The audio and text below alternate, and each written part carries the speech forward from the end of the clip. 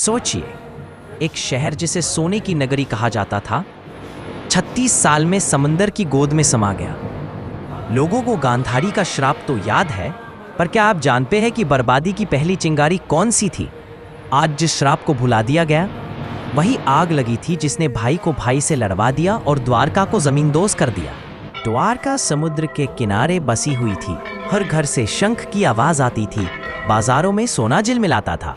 56 कोस तक फैला यह राज्य यदुवंशियों की शान थी, कृष्ण की कुटी परम आस्था का केंद्र। और कोई कल्पना भी नहीं कर सकता था कि यह सब खत्म हो जाएगा। लेकिन महाभारत के बाद कुछ बदलने लगा। युद्ध के जख्म भर रहे थे, पर घरों में घमंड और मदिरा की बू आने लगी। दूध की नदियां दूध दारू में बदल गई, हंसी ठिठोली लहू में। और यहीं से शुरू हुई असली कहानी दूसरे श्राप की। एक दिन कुछ युवा, साथ था श्री कृष्ण का बेटा सांब, ऋषि विश्वामित्र, नारद वशिष्ठ के सामने पहुंचे। हाथ में लपेटा हुआ था पीले कपड़े में एक बांस का गोला। मजाक में सांब ने पेश किया, रिश्ती चौंके। नारद ने मुस्कुराते हुए कहा, बच्चों, तुमने तपस्वियों का उपहास किया है। विश्वामित्र का गुस्सा फूटा, तुम्हारे इस अहंकार से जो मूसल उत्पन्न होगा वही तुम्हारा सर्वनाश करेगा। गोला लोहे में बदल गया। डरकर युवक उसे समंदर में फेंक आए, पर श्राप तो चल पड़ा था।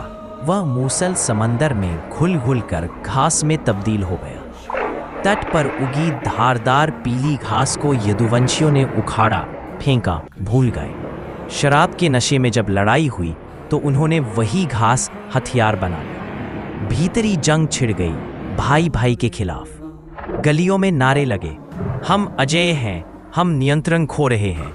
और फिर खून की नदियां बह निकली। कृष्ण मूक दर्शक बने खड़े थे।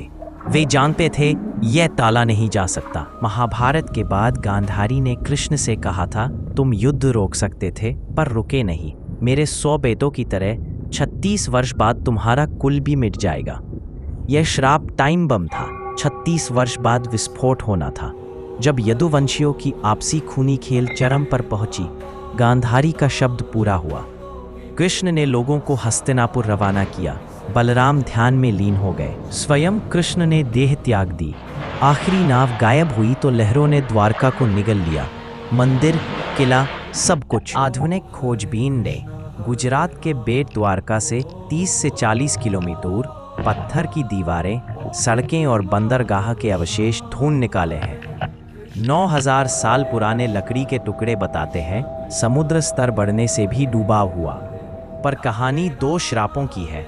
एक जिसने भीतर जंग छेड़ी, एक जो समय आने पर पटा और सिखाती है अहंकार और कर्म के बीच कोई दीवार नहीं। अगर आपके मन में अब भी खटक रही है कि कृष्ण इतना कुछ होते हुए भी चुप क्यों रहे, तो लिखिए, समझाओ कमेंट में।